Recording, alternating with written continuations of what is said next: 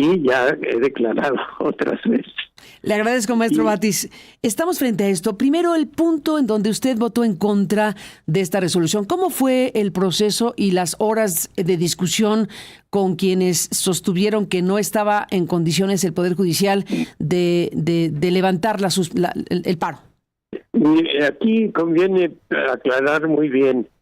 La suspensión de actividades la decretaron los juzgadores y magistrados, juezas y jueces.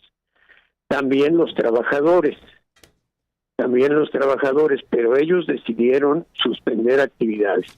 Tuvieron la prudencia de hacernos caso y atender los asuntos urgentes, delicados, de detenidos, de niños, de familia, algunos asuntos que pudieran causar mucho daño el detenerlos. En realidad ellos siguen trabajando, cierran las puertas, no admiten a nadie salvo que acredite que va a haber un asunto urgente, están controlando sus centros de trabajo, pero no han cesado totalmente de trabajar. Eso lo decidieron ellos. Nosotros, para proteger a los justiciables, a quienes litigan en los tribunales, en todos los niveles, y asuntos civiles, amparos familiares, mercantiles, penales, nosotros acordamos suspender los términos, porque un término, si se le pasa a un litigante, pues pierde un derecho. Uh-huh. Entonces acordamos suspender los términos. 3 votos, entonces los mismos que usted acaba de mencionar, dijimos que pusimos un voto particular donde decimos respetamos todo el derecho de quienes están pronunciándose contra la reforma. Lo que no podemos es autorizar que violen la ley, que esa protesta, derechos de asociación, de opinión, de exigencia a la autoridad, debe hacerse como dice la ley, con respeto a las autoridades. Aquí ya están agrediendo, le aventaron objetos a una ministra de la Corte y al presidente de la República. Eso no lo podemos autorizar. Nosotros autorizamos que entiendo no que se deslindaron, perdón, que me... los términos. Sí, déjenme un segundo aquí. En esta parte de lo que pasó con el presidente que aventaron una botella, efectivamente, bueno, los trabajadores se deslindaron de esa acción, dijeron que nadie de ellos había aventado la botella. Hasta el momento no sé si se sabe quién aventó la botella contra el presidente. Lo que se ve sale de los que están gritando en favor de la oposición al presidente y atacando al presidente. Es otro tema, pero así lo veo. Digamos, lo que nosotros pusimos en nuestro voto particular cuando se decretó por primera vez la suspensión de labores por ellos y por nosotros la suspensión de términos, fue que respetaban sus derechos de opinión y de manifestación sin que violaran la ley. Y al final, pues se convencieron a la mayoría de que no había condiciones para regresar a laborar y a reanudar los términos, los plazos. Sí, fue una reunión donde recibimos pues a alrededor de 50 personas, todas y todos tomaron la palabra. Mire, identificamos ahí 15 asuntos que tenemos que cuidar cuando se implemente la reforma y que podían corresponder al Consejo de la Judicatura. Por ejemplo, solicitaron ahí apoyo a los actuarios, referencias de base en órganos y bases que están a disposición, que se aclare esa situación, personal que está a disposición y que no tiene todavía ido. Respecto del paro y los términos, implementación de la reforma, que se va a hacer por los fideicomisos. Tratamos muchos asuntos. Al final nos volvimos a reunir ya nada más los integrantes del Consejo de la Judicatura y se propuso mantener Lo que proponíamos nosotros era que ya se reanudaran los términos de hoy, que corrieran los términos. El servicio de justicia es el que justifica a un Estado, no puede detenerse. Ciertamente no está detenido totalmente, pero sí está muy vulnerado. Mucha gente está siendo perjudicada. Es una situación delicada. Pueden opinar, meter todos los recursos que consideren, todo, pero no violar la ley parando la justicia. Respecto a lo que la magistrada nos comentó hace un momento, María Emilia Molina de la Puente, que formó parte de los magistrados que estuvieron en esta larga sesión de varias horas con ustedes. 3 o 4 horas, algo así. Pues creo que un poco más, ella decía que 8, así que fueron bastantes horas las que horas fueron, no tenemos la presión, pero fueron horas de discusión, bueno, de análisis del tema, pues. Pero ahí el punto, una cosa que ella mencionaba, y le pregunto, maestro Bernardo Batis, ella mencionó que usted había comentado que, bueno, pues al final, pues los derechos laborales se iban a respetar porque serían liquidados los trabajadores. Y ella, pues dice, bueno, a ver, aquí estamos hablando también de la inamovilidad de los jueces y magistrados. En esa parte, ¿qué me dice, maestro Batis? ¿Cuál es su postura? Mire, tenemos nosotros que una nueva legislación, que es la que se aprobó por el poder que tiene esa facultad, que es el poder reformador de la Constitución, los congresos federales y los congresos locales. Y ya está aprobada esa ley, a ella nos tenemos que atener. En el artículo 10º transitorio del decreto que ya echa a andar la reforma y que entró de inmediato en vigencia, el artículo 10º dice: los derechos laborales de las personas trabajadoras del Poder Judicial de la Federación y de las entidades federativas serán respetados en su totalidad. ¿Quiénes son las personas trabajadoras? Pues los trabajadores de base, los jueces, magistrados, sus secretarios, sus choferes, todo el personal, todos son trabajadores. Inclusive yo había solicitado, pero eso me lo congelaron, que los trabajadores de limpieza que están bajo un outsourcing se incorporen al personal del Poder Judicial y le han dado largas a eso. Defendemos a los trabajadores también, yo. Y quienes me apoyaron en esa propuesta. Y el 10º pues reconoce que se tienen que respetar los derechos laborales. Estamos hablando de los derechos laborales y estamos hablando también de los derechos laborales de jueces y magistrados, pero aquí en esta parte de jueces y magistrados, además de derechos laborales, maestro Batis, está el tema de la inamovilidad que establece la ley para garantizar la independencia judicial. ¿Qué me dice de eso? Pues mire, le digo que eso es lo que reforma la Constitución, ¿no? El poder que puede hacerlo. Tenemos que interpretarlo. Yo respeto lo que diga la ley y lo que dice la nueva ley, que de ahora en adelante el Poder Judicial va a ser electo por voto popular, igual que los otros dos poderes. Es un cambio muy de fondo. La presidenta de Argentina, la expresidenta de Argentina, dijo que era una revolución, y es cierto, es una revolución pacífica, y pues en un cambio tan drástico hay quienes quieren defender sus privilegios o su situación anterior y pues se oponen.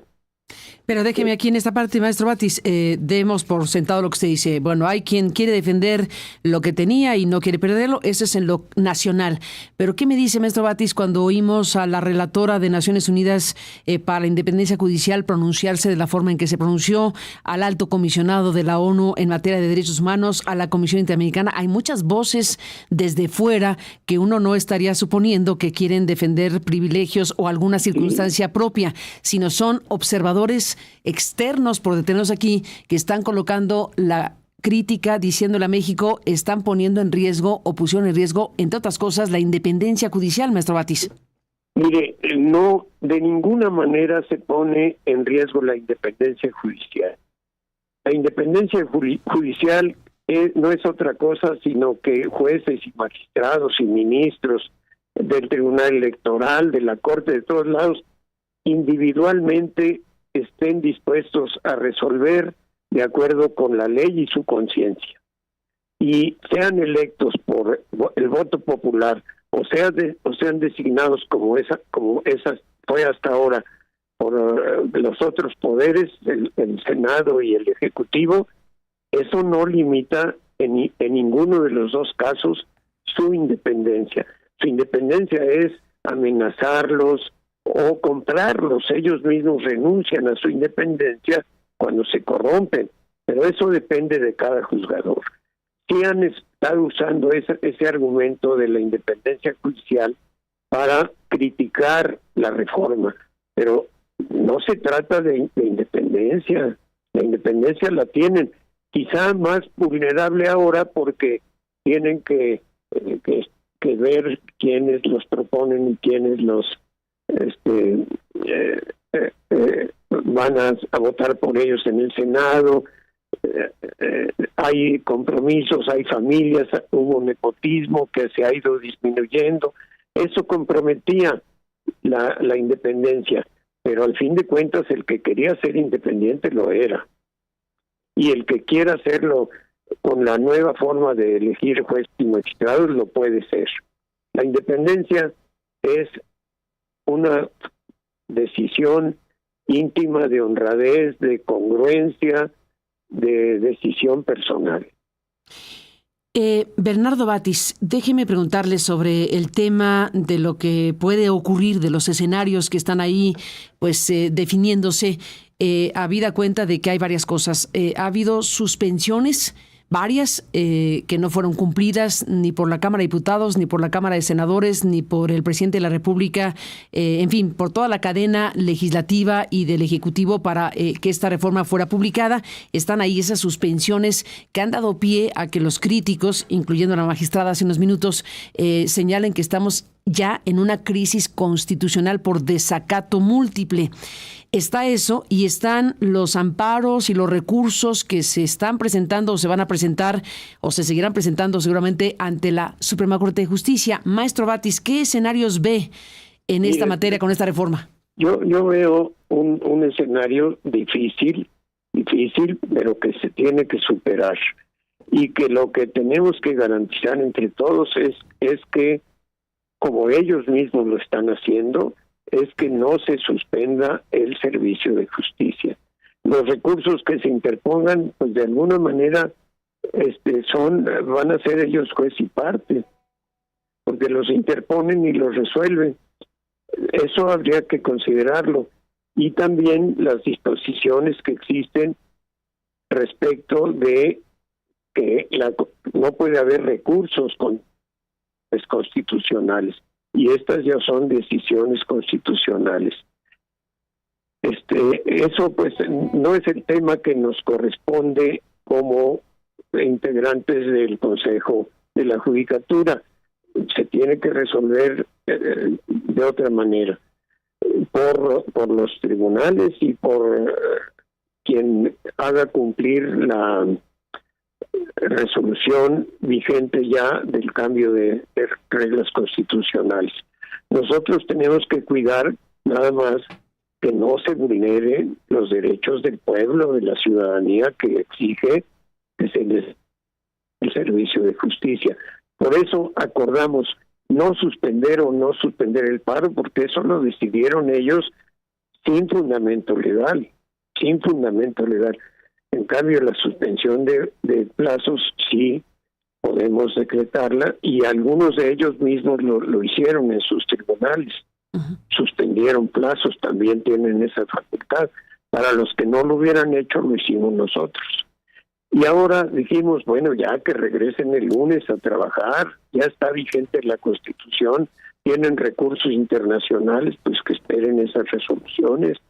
Pero están creando un conflicto que ya rebasa lo jurisdiccional, lo judicial, y se suma a una crítica muy constante al gobierno, a la oposición, a los grupos de oposición que perdieron las elecciones y han buscado y siguen buscando cómo señalar y atacar el gobierno, y ahora este problema judicial se vuelve parte de esos ataques.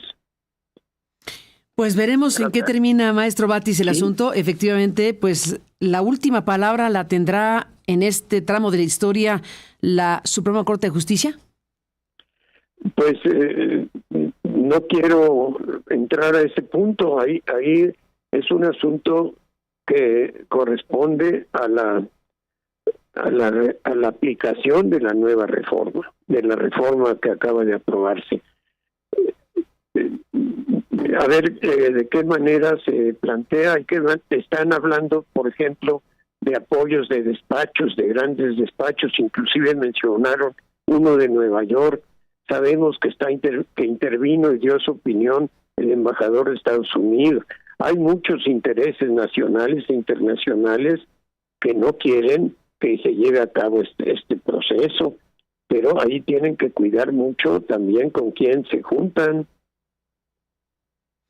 Pues ahí está el panorama, maestro Bernardo Batis.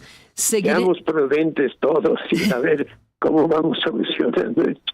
Vamos a ver cómo terminan las cosas, pero bueno, por lo pronto el aprecio que nos haya contado lo que se vivió la judicatura respecto a este tema y su propio análisis de lo que es esta reforma y su opinión al respecto, hasta donde puede dar opinión, porque pues efectivamente forma parte de la judicatura, y ya entrar en materia de qué va a hacer la Corte, pues ya le constriñe su actividad precisamente opinar más sobre el tema. Así es, y le agradezco mucho el tiempo que me concedió y pues adelante. Estaremos en contacto, maestro Batis. Gracias por tomarme la llamada.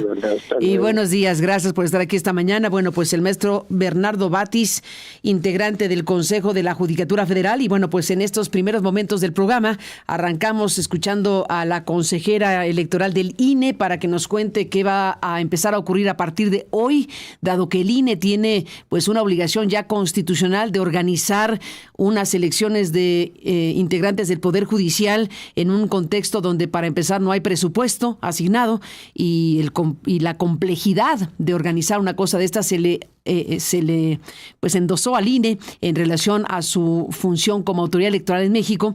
Estuvimos escuchando a la magistrada María Emilia Molina de la Puente desde la perspectiva de los trabajadores de base y los titulares, magistrados y jueces que se han manifestado a favor de mantener la suspensión, a favor de mantener el paro de actividades de los asuntos no urgentes. Y oímos al maestro Bernardo Batis, que tiene una opinión distinta, que votó en contra de esta resolución mayoritaria de la Judicatura y que, bueno, pues también dio su valoración y puntos de vista al respecto. Así que, pues son los elementos con los que empezamos esta mañana y esta semana de uno de los temas principales de lo que está ocurriendo hoy en México. No el único, porque hay otros enormes también, de los cuales también hablaremos esta mañana, pero por lo pronto respecto a la reforma judicial, que si bien ya está en la Constitución, pues están los recursos que están enviándose y los que faltarán seguramente a diferentes instancias judiciales, y en algún punto la mirada está puesta en la Suprema, en el punto principal la mirada está puesta en la Suprema Corte de Justicia de la Nación, que podría, vamos a ver qué sucede, entrar al fondo del contenido de la reforma o podría, no sabemos qué va a hacer la Corte, podría revisar los procesos legislativos que incluyeron el desacato de varias suspensiones y otras cuestiones que están siendo impugnadas por quienes quieren frenar esta reforma que ya se publicó. Así que estamos en un punto crítico en donde voces como las de la magistrada con la que conversamos esta mañana y otras voces que hemos oído nos dicen que ya estamos en una crisis constitucional, que ya estamos metidos en una circunstancia muy delicada, principalmente por el desacato amplio y y casi masivo de suspensiones emitidas por varios jueces. Así que estamos frente a un tema sumamente delicado e importante. Y bueno, pues abrimos el espacio siempre para escuchar las voces, para que el público de este programa pueda tener el mayor número de elementos para tener su propio punto de vista, su análisis, sus consideraciones de asuntos que están impactando de manera muy fuerte, que están y van a impactar de una u otra manera, de manera muy fuerte a la República, al estado de cosas en el que estamos como país. Y bueno, pues se habla de un cambio de régimen, y si esto va a ser un cambio de régimen, tiene que ser un cambio de régimen hacia la democracia, o si no, ¿de qué cosa estamos hablando? Porque si no, se puede cambiar de régimen para bien, o se puede cambiar de régimen para mal o para muy mal. Así que la sociedad mexicana tenemos que estar más que atentos y participando en la discusión, en el debate público, en la revisión crítica de lo que se está desarrollando en nuestro país. Así que bueno, de todo esto seguiremos hablando en este programa. Son las 8:44, tiempo del centro de México. Volvemos, tenemos más.